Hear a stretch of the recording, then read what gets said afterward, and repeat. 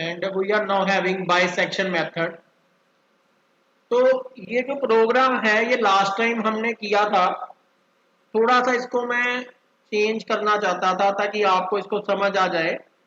तो आपके ही स्टूडेंट ने एक सम भेजा हुआ है आपके ग्रुप में। अगर आप उस सम को देखो तो उसकी जो वैल्यू है वो x cube minus x minus 1 है, यही है उसकी इक्वेशन। और जो रूट लाई कर रहे हैं वो कर रहे हैं 1 एंड 0.5 के बीच में। तो पहले तो हम ये सम चला के देखते हैं कि क्या हमारा रिजल्ट जो है वो सही आ भी रहा है कि रिजल्ट गलत आ रहा है। एरर इसमें कोई नहीं है, इक्वेशन मैंने चेंज कर दी है। रन करते हैं। इनिशियल गैसेस हम देते हैं जी 1 एंड सेकंड जो इनिशियल गैस है वो है 1.5। टॉलरेंस हम जो दे रहे हैं वो 0 0 0 और 1 दे रहे हैं, या 0 0 0 1 दे रहे हैं और एंटर करते हैं। जो सम आता है जी, जो रूट ऑफ द इक्वेशन है डेट इज 1.32 और आपका आ रहा है 1.3248। ठीक है, मतलब 1.32 अप, क्योंकि मैंने up to 3 decimal point tolerance ले लिया 0.001 की, तो आपका रिजल्ट जो है वो सही आ रहा है। तो जो रिजल्ट यहाँ पे आ रहा है वही रिजल्ट जो है वो आपका प्रोग्राम जो आपको दे रहा है। अब इसमें बेसिकली किया क्या जा रहा है, इसमें इस प्रोग्राम के अंदर अगर हम देखें तो देखो, सबसे पहले आपकी जो वैल्यू है x1 और x2 की, उस वैल्यू को इनिशियल अप्रोक्सीमेशन को ऐड किया जा रहा है, उसको 2 से डिवाइड किया जा रहा है, और जो अगला जो x3 की वैल्यू है वो हम फाइंड कर रहे हैं। आफ्टर दैट हम क्या कर रहे हैं, हम लोग देख रहे हैं कि जो x1 है उसको हम x3 से कर रहे हैं मल्टीप्लाई फंक्शन में डाल के, और अगर वैल्यू ग्रेटर देन 0 आती है तो x1 को x3 से रिप्लेस कर दिया जाता है, अदरवाइज x2 को x3 से रिप्लेस कर दिया जाता है। और ये प्रोसेस तब तक चलेगा जब तक कि आपकी जो दो वैल्यूज आई हैं x1 और x2, उनका जो डिफरेंस है वो आपके जो प्रीस्क्राइब टॉलरेंस है उससे ज़्यादा है। तो अगर हम यहाँ पर x3 की वैल्यू शो करवाते जाएं अपने लूप के अंदर, तो हम देख सकते हैं कि क्या हमारा जो प्रोग्राम है वो हमें सही रिजल्ट दे रहा है। तो हम लिख सकते हैं अप्रोक्सीमेशन x3, और यहां पर भी हम एक न्यू लाइन कैरेक्टर यूज कर लेते हैं and now we run it. तो हमारी जो इनिशियल गैस थे वो था 1, दूसरा था 1.5 एंड देन जो टॉलरेंस थी वो थी 0.0001 एंड वी एंटर। तो अगर अब हम देखें कि क्या रिजल्ट आया है, तो आपके अगर मैं सम देखूं तो स्टेप 1 का जो रिजल्ट था वो था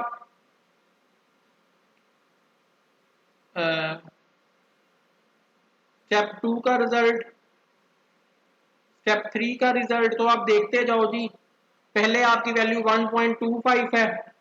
अगर स्टेप 1 की बात करूं तो x not plus x1 divide by 2 करके 1.25 आया है। उसके बाद आपकी वैल्यू आई है 1.375, देन आपकी वैल्यू आई है 1.3125। देन आप देख ही जाओ ना हर स्टेप, हर आइट्रेशन के अंदर। तो यहाँ पर जो आप x2 की वैल्यू निकाल रहे हो तो कहीं ना कहीं थोड़ा बहुत डिफरेंस होगा, बट जो वैल्यूज हैं वो ऑलमोस्ट सेम है। और इस बार जो आपकी फाइनल वैल्यू हमारे पास आई है वो आई है 1.3247। तो आपकी आई है 1.3248। 8 क्यों आई है, क्योंकि आपने डेसिमल पॉइंट तक लिया, क्योंकि 7 के आगे 6 है तो अपने आप 7 जो है वो 8 बन जाएगा। तो इस तरीके से ये जो सम हमने यहाँ पर किया है ये बेसिकली क्या कर रहा है, ये आपको root of the equation find करके दे रहा है according to the bisection method. Bisection के अकॉर्डिंगली आपका जो रूट है ये फाइंड होके आपके सामने जो है वो आ रहा है। अगर इस सम की बात की जाए, एक बार सम देख लेते हैं एंड देन इसमें हम लोगों ने क्या किया है, हमने एक फंक्शन बनाया है जो कि एक वैल्यू इनपुट लेता है चलने के लिए x, उस फंक्शन का जो नाम है वो y है। चलने के बाद वो एक वैल्यू रिटर्न करेगा जो कि फ्लोट टाइप की होगी। हमने एक फंक्शन के अंदर वेरिएबल ले लिया है y, और जो हम वैल्यू फंक्शन ले रहे हैं, जो हम y को रिप्रेजेंट कर रहे हैं, y क्या है, y बेसिकली आपकी इक्वेशन है। तो जो भी सम की इक्वेशन है वो यहाँ पे आप लिखोगे, इक्वेशन बदल दोगे तो आपके सम का ये रिजल्ट आपको निकाल के देगा, और इक्वेशन का जो सोल्यूशन है वो y में है, और y ही आपको फंक्शन जो है वो रिटर्न करेगा। बाकी फंक्शन को चलने के लिए x की वैल्यू चाहिए, और x की वैल्यू हम फंक्शन के अंदर यहाँ पे पास करवाते हैं। एक बार हमने x की वैल्यू पास कराई है जो भी x1 होगा, दूसरी बार हमने पास कराई है जो भी x2 होगा, और अगर ये ऑपोजिट साइन होंगे तो प्रोग्राम आगे चलेगा, अदरवाइज प्रोग्राम बोलेगा कि आपकी इनिशियल अप्रोक्सीमेशन जो है वो गलत है। अगर वो आपके जो इनिशियल अप्रोक्सीमेशन है उनके जो फंक्शन में वैल्यू पुट करके ऑपोजिट साइन आते हैं, जैसे कि आप सम करते हो, तो फिर हम उसको कह रहे हैं कि जो हमारी प्रीस्क्राइब टॉलरेंस क्या है। प्रीस्क्राइब टॉलरेंस का मतलब ये होता है कि अगर मेरे एक आइट्रेशन में एक रिजल्ट आया है और उसके बाद दूसरी आइट्रेशन में दूसरा जो रिजल्ट आया है, उनके बीच में कितना डिफरेंस जो है, अगर वो आता है तो तुम बोलोगे कि ये आंसर जो है वो सही माना जाएगा। उसके बाद हम अगली वैल्यू निकाल लेते हैं, दैट इज द जो हमारा रूट है वो फाइंड करते हैं, जिसका फॉर्मूला x आपकी इनिशियल अप्रोक्सीमेशन डिवाइडेड बाय 2 है। देन हम जो आपकी पहली वैल्यू है और जो नई वैल्यू है उनको फंक्शन में पुट करेंगे और देखेंगे कि रिजल्ट जो है वो 0 से ज्यादा तो नहीं है। अगर ऐसा है तो जो नई अप्रोक्सीमेशन आपकी आई है वो x1 को रिप्लेस कर देगी, अदरवाइज जो नई अप्रोक्सीमेशन आपकी आई है वो x2 को रिप्लेस कर देगी, और जो अप्रोक्सीमेशन की वैल्यू थी वो स्क्रीन पे प्रिंट हो जाएगी। और उसके बाद हम ये चेक करेंगे कि जो हमारे पास अब x1 बना है नया, या जो हमारे पास x2 बना है अब नया, उन दोनों को माइनस करके जो डिफरेंस है कहीं टॉलरेंस से ज्यादा तो नहीं है। अगर टॉलरेंस से ज्यादा है तो फिर अब यहाँ पर x1 और x2 की जो नई वैल्यू आई है उसी हिसाब से आपकी x3 की वैल्यू निकलेगी, और ये प्रोसेस तब तक रिपीट करता जाएगा जब तक आपकी जो नई अप्रोक्सीमेशंस बन रही हैं उनका जो डिफरेंस है वो टॉलरेंस से ज्यादा है। जैसे ये कंडीशन गलत होगी कंट्रोल बाहर आ जाएगा, और जो फाइनल अप्रोक्सीमेशन है उसको वो दोबारा स्क्रीन के ऊपर प्रिंट कर देगा। इस तरीके से जो आपका बाइसेक्शन का जो आपने मैनुअल प्रोग्राम किया है उसका जो सम है वो स्क्रीन के ऊपर जो है वो आपको डिस्प्ले हो जाएगा, वो स्क्रीन के ऊपर आपको क्या हो जाएगा, डिस्प्ले हो जाएगा। अब अगर इसी हम इसको सेव कर लेते हैं, अगर अब इसी सम को हम देखें कि हमारा जो अगला मेथड है वो है फॉल्स पोजीशन का मेथड, और फॉल्स पोजीशन के मेथड में भी आइट्रेशन चलती हैं, लेकिन वहां पे फर्क क्या आता है, वहां पे फर्क आता है दिस इज द फर्क, this is the basically difference, फर्क मीन टू से डिफरेंस, कि वहां पे फर्क क्या आता है या डिफरेंस क्या आता है। डिफरेंस आता है कि आप नेक्स्ट अप्रोक्सीमेशन जो है वो कैसे फाइंड करते हो, आप नेक्स्ट अप्रोक्सीमेशन कैसे फाइंड करते हो। तो वहां पर ये जो फॉर्मूला है वो आपने चेंज कर देना है, और बाकी जो सम है वो ऑलमोस्ट सेम रहेगा, और आप अपना जो अप्रोक्सीमेशन है, जो रूट है वो फाइंड कर लोगे in case of the false position. वैसे मैं आपको वो सम करवाऊंगा, बट यहाँ पर पहले हम लोग ये डिस्कस करना चाहेंगे कि आपको ये सम समझ आ रहा है या नहीं समझ आ रहा, only then we can move further. तो एनी वन ऑफ यू, कुछ समझ आ रहा है आपको ये प्रोग्राम हम कैसे बना रहे हैं, program to find root of the equation using bisection method? Sir इसमें की जो स्टेटमेंट है वो कैसे दी है? क्या कह रहे हो आप? सर इसमें स्टार्टिंग में हमने फ्लोट y के बाद वैल्यू दी है y equals to pound, sir वो कैसे दी है हमने?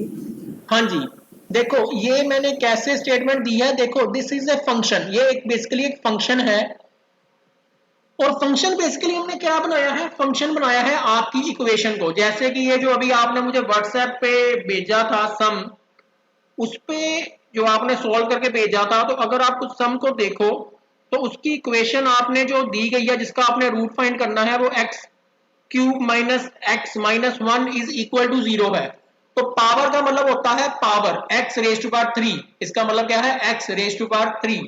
ये पहली वैल्यू को रिप्रेजेंट कर रहा है, फिर माइनस का साइन है, फिर एक्स है, फिर माइनस का साइन और 1 है। तो ये तो आपकी वो इक्वेशन बन गई जिसके लिए हमने जो रूट जो है वो फाइंड करना है।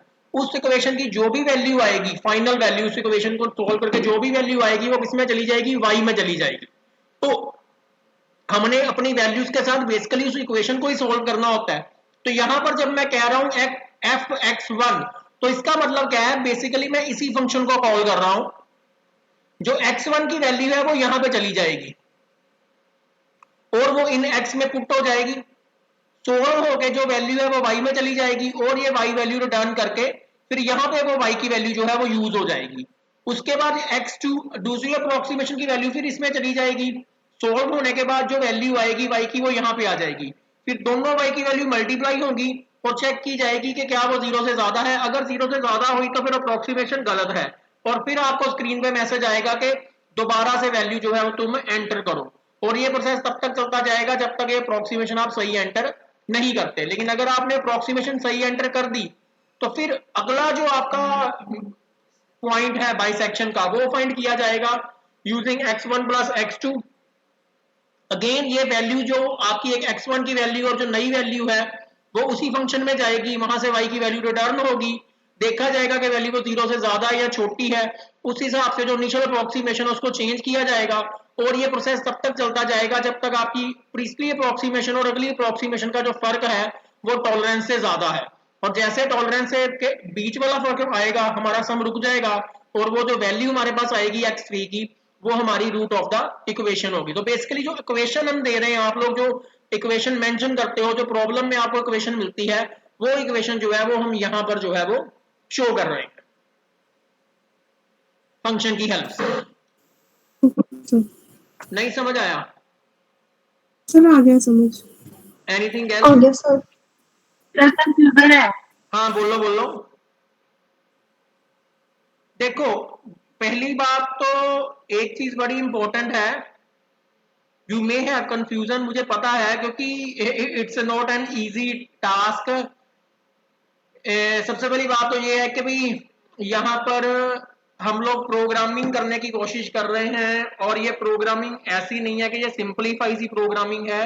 हम बात कर रहे हैं न्यूमेरिकल मेथड्स की और वो न्यूमेरिकल मेथड्स आपने किए हुए हैं कॉपी के ऊपर और उन न्यूमेरिकल मेथड्स को आपने कन्वर्ट करना है सी प्लस प्लस के अंदर।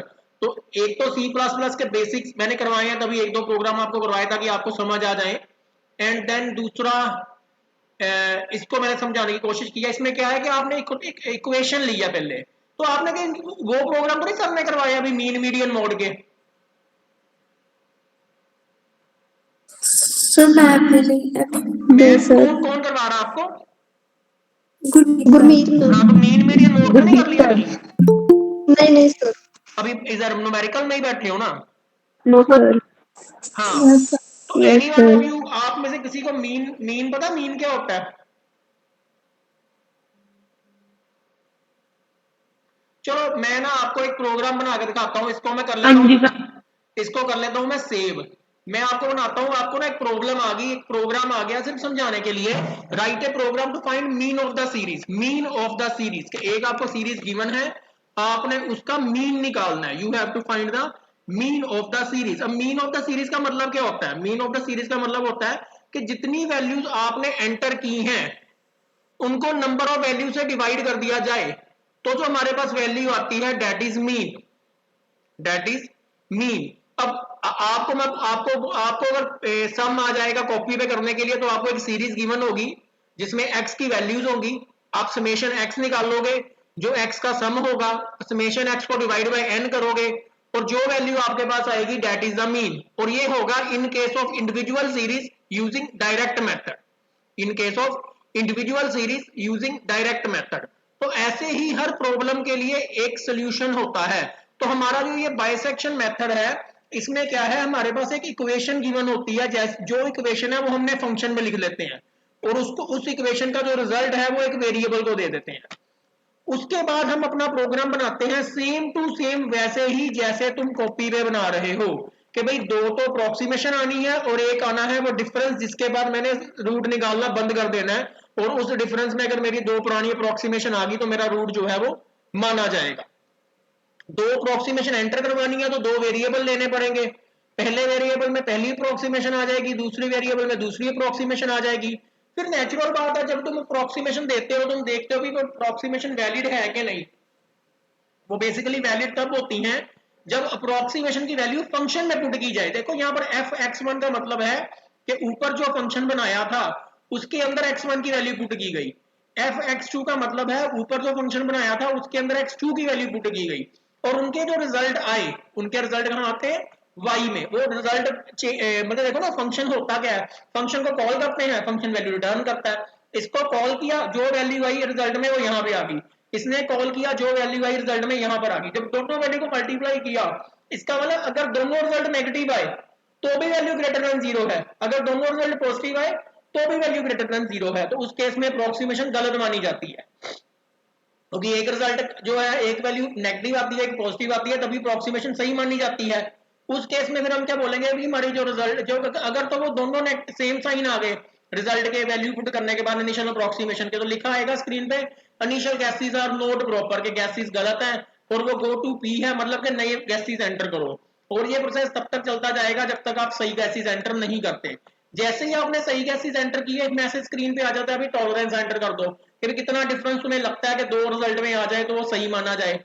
उसके बाद तुम अपना अगली जो अप्रोक्सीमेशन है, जो अगला रूट है उसका फॉर्मूला बाय सेक्शन का भी, दोनों अप्रोक्सीमेशन डिवाइड बाय 2 करो तो अगला रूट फाइंड हो जाता है। तो अगला रूट आपके पास आ गया। उसके बाद वहां पे मेथड क्या है कि ये देखना है जी वैल्यू ग्रेटर देन जीरो है कि लेस देन जीरो है, ताकि रूट जो अगला आया है उसको पिछले x1 या x2 से रिप्लेस किया जाए।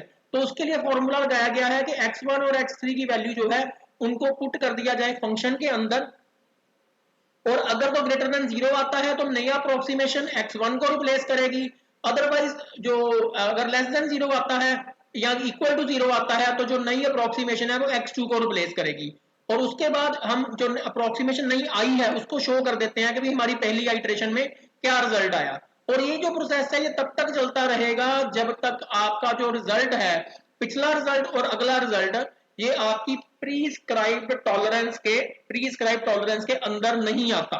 जैसे ही वो प्रीस्क्राइब टॉलरेंस के अंदर आएगा वो आखिरी वैल्यू दोबारा स्क्रीन पे प्रिंट कर देगा, और वही वैल्यू क्या होगी, वो आपकी बाइसेक्शन का रूट कहलाएगी। जैसे कि हमने इसको चलाया था तो चलाने के बाद स्क्रीन पे आया था भी अप्रोक्सीमेशन एंटर करो पहली, तो मैंने एंटर कर दी थी 1 आपके सम के हिसाब से जो चला है।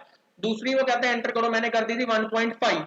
फिर वो कहता है अब ये दोनों अप्रोक्सीमेशन सही थी, तो उसने ये नहीं बोला कि you have enter the wrong approximation and you have to require to enter approximation again.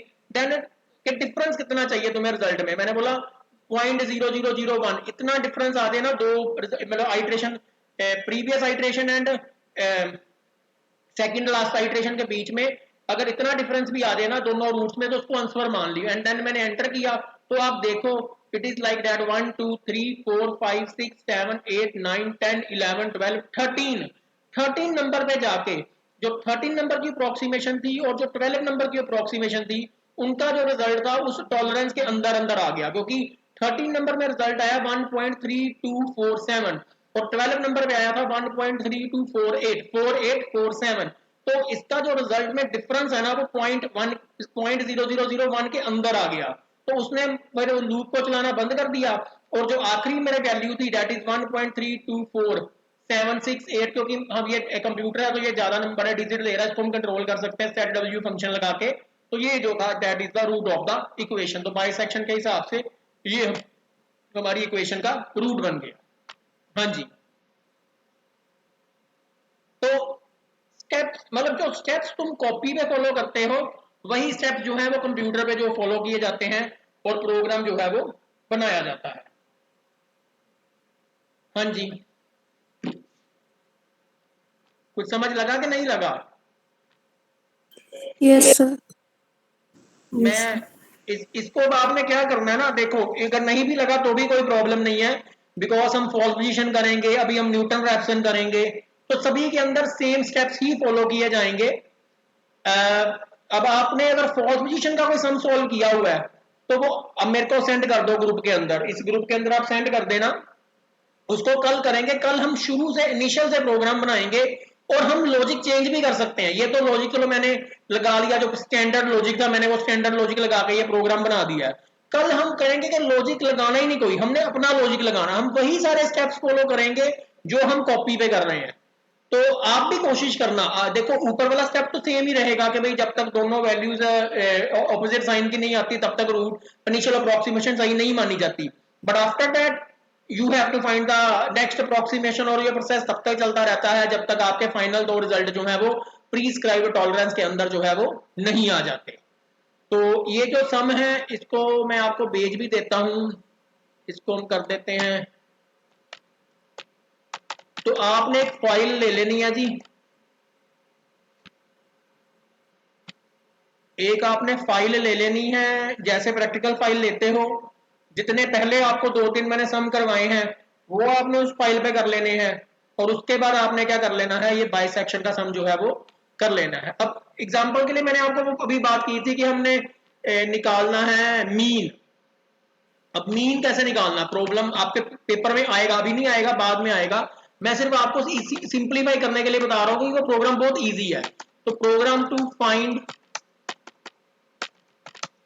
mean of the individual series using direct method। तो एक प्रोग्राम हमने बनाना है, program to find mean of the individual series using direct method. देखो individual series का मतलब है कि x की वैल्यू गिवन है और आपने मीन निकालना है डायरेक्ट मेथड। डायरेक्ट मेथड का मतलब क्या है, summation x over n, x का निकालो सम, नंबर ऑफ एलिमेंट n होते हैं, डिवाइड करो, जो आया वो तुम्हारा मीन है।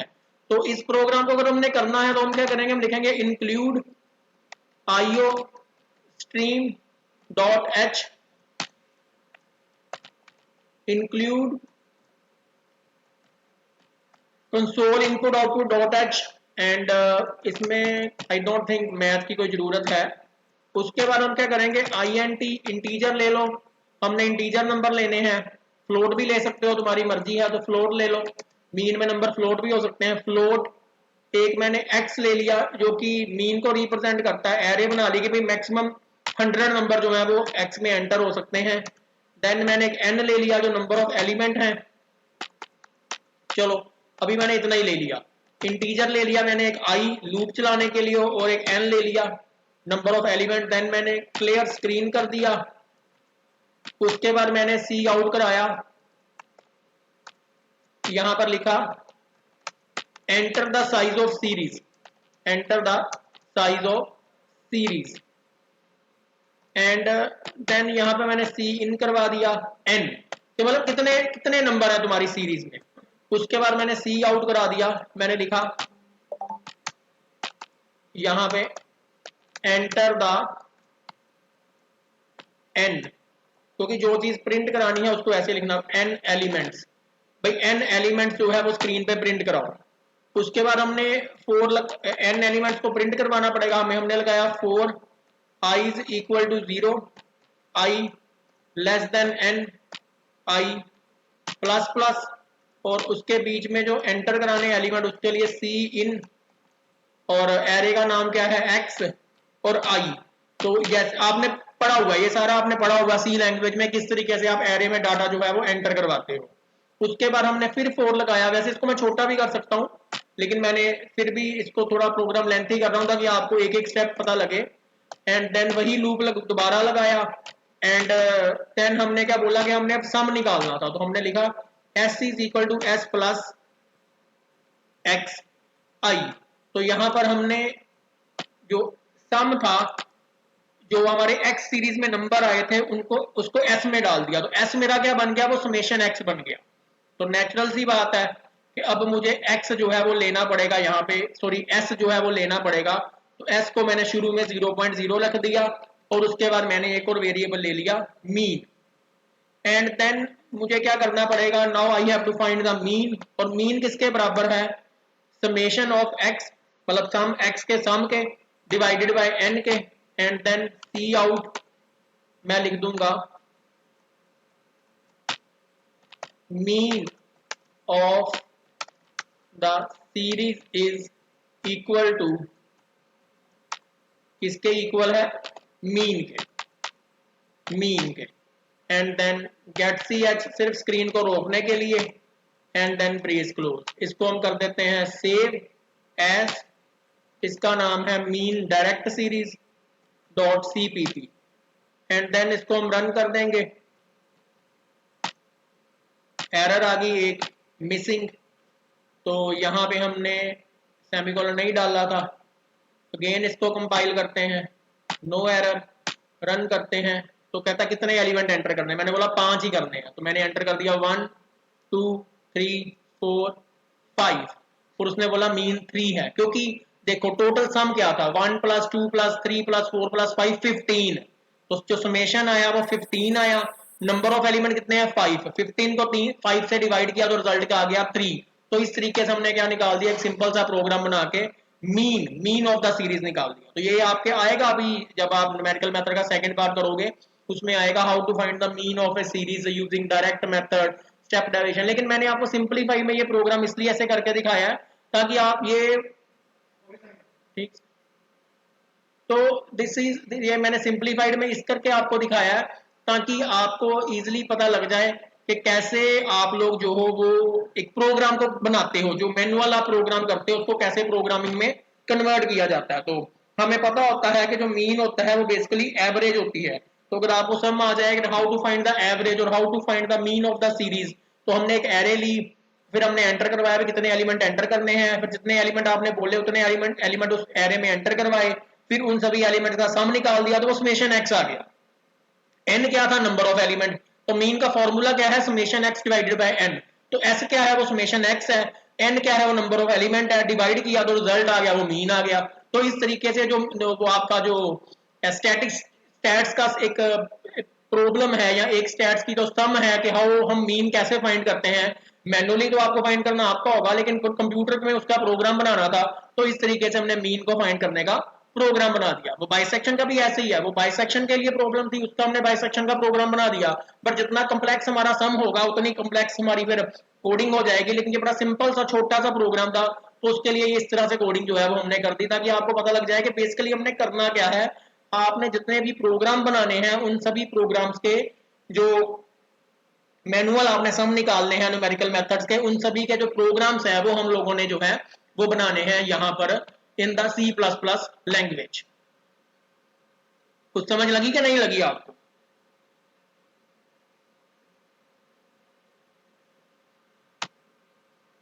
हाँ जी, एनी वन ऑफ यू?